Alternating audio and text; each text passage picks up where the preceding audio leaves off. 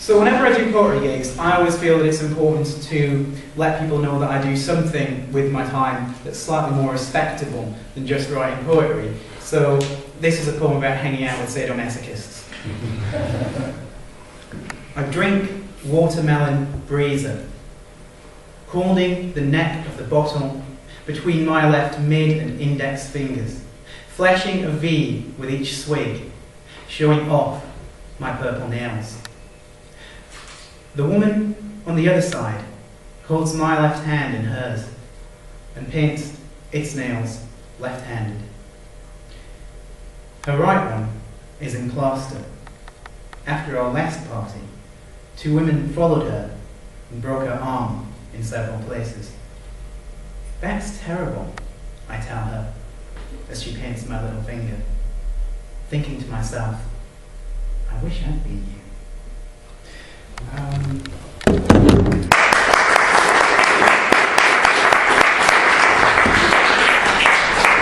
did that in Middlesbrough, and someone said, you know when you said they broke her arm in several places, do you mean they like broke it in Heaton, and then they went to like it? So yeah, I'm Adam Fitch, almost certainly the 3rd best kinky genderqueer poet in the Northeast under the age of 35. Excepting probably hundreds of other people. But it's nice. Citizens House is a fantastic name for a place to have a gig. Although I have to tell you, I'm not actually a particularly good citizen. I'm actually a bit of a thought criminal, it seems, because a while ago I wrote a poem, which to me was just a poem about work culture in the period of late capitalism, but which my employers found out about and told me off for writing. Which is weird, because it doesn't mention them. And I've mentioned that it doesn't mention them, and if they want to, you know, have it mention them, I can do that. But yeah, so obviously it would be a terrible thing to do, to read it here, because in doing that I would be making all of you accessories to my subversive activity. And so obviously that would just be awful, and that would make me just about the worst person in the world. So it's called Employer of the Year.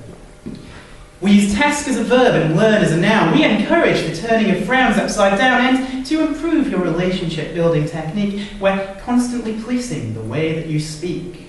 We've read every book going about NLP, but we're not really sure how you spell psychology. Does that worry us? Heck no, that's small stuff. Don't sweat it. It takes guts to believe what researchers discredit. We're proud that we've got an above-average team, but don't ask if that's median, modal, or mean. Above-average girls and above-average guys, above-average straights, homosexuals and bis, above-average blacks and above-average Asians. Though it has to be said that we're mainly Caucasian, but we'd love some more gays. And what's that you say? Cis? No, I'm sorry, I'm not really sure what that is. Look, I object to you telling me we're not diverse. There's a box on the survey. We went on a course. I fail to imagine what more we could do. We bend over backwards for people like you. What do you mean? How can that be offensive? That wasn't the sense in which bend was intended. Privilege? What? Just because I'm team leader? You don't understand what I went through to get here. I learned how to swagger, but looked to the meek and, with perfect due diligence, week after week, with targeted meetings and structured support, I reached out to the fragile and begged them to go right back to the dorm queue. See, they wouldn't mix, wouldn't go out with us, wouldn't get pissed, kept saying some crap about not feeling safe, as if, I mean, come on, you feel safe, yeah, mate? Exactly. We're #1. We've won awards, because we watch who goes in and goes out of those doors. So sit with me, bud, and I'll teach you the words. Because here, learn is a noun, and here, task is a verb.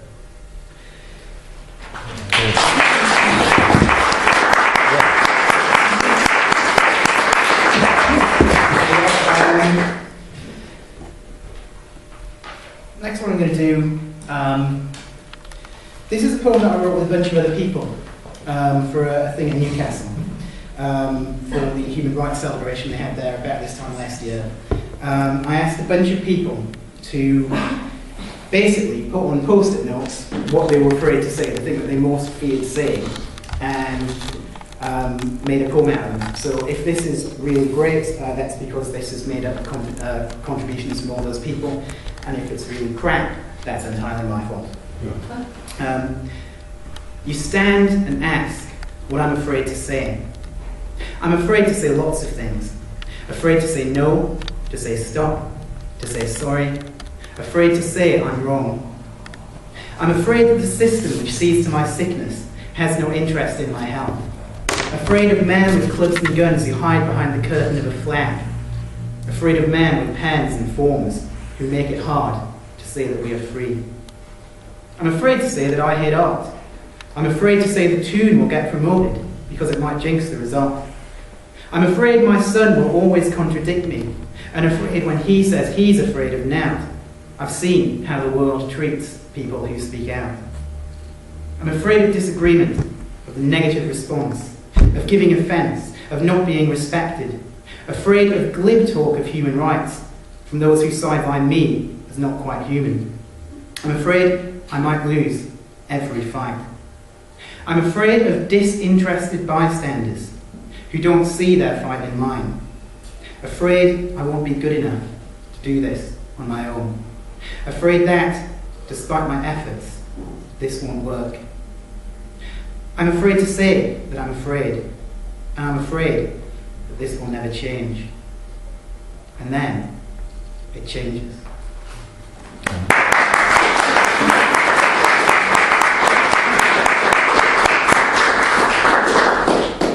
Going to do this one. I'm reading at the book launch for a book called By Grand Central Station We Sat Down and Wept on the 7th of December. Actually at Centurion, Central Station, which just seems insane to me because like that's a bar where people go out to, you know, have nights out and things. But yeah, Red Squirrel Press are launching it. A bunch of people are in it. A bunch of us got lines from By Grand Central Station. I Sat Down and Wept, which is a novel by a writer called Elizabeth Smart.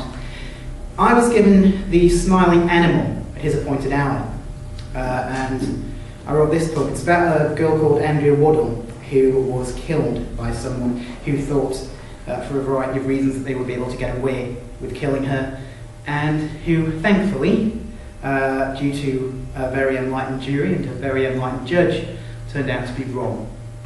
By the time that I wrote this, I didn't know that it was going to go down. She died alone.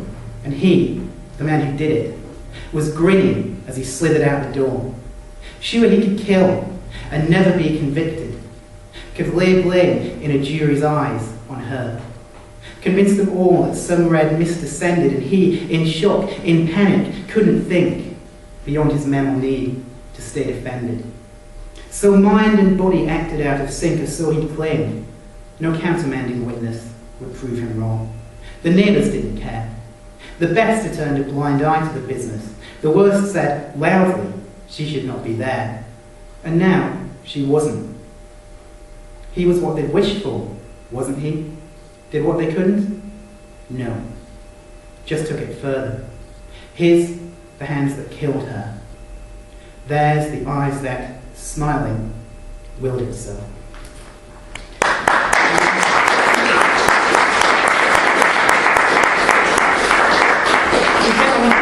I'm going to finish by doing a poem about suicide. This is... I read two things in a newspaper that terrified me. One was that we have a greater degree of suicide. The other was that literacy levels were falling. Put these together, and I thought, the last thing you write, you know, you should at least make an effort with it. So this is an attempt to help people learn how to deal with decent suicide. Now, it's called A Short Course in Suicide Writing. Remember that short, punchy phrases are best. Say, I can't take it. I will kill myself. Do not say, I cannot take the endless pain and now will do myself away. It will sound vain. Use concrete detail and not abstract nouns. Don't talk about cowardice, hatred, or rage. Name the pills that you're necking, the vodka you're washing them down with. Small details like these help your readers imagine. Do not be afraid to experiment with form. Try writing your note in third or even second person. Adopting the tone of a coroner's log creates distance, shows detail, and makes for a good use of tense. Above all, be clear about what niche you fill. Are you a needy adolescent in skate pants and long fishnet gloves, or a suicide bum boy raging against the great Satan? Consider your audience. Writing like Kurt will not go down well with the household. And remember that these things take time. Do at least 2 drafts at first. Leave in a drawer. Look again in 3 months. Too many people rush suicide and lose the chance of coming back to their notes with fresh eyes. And one last minor point.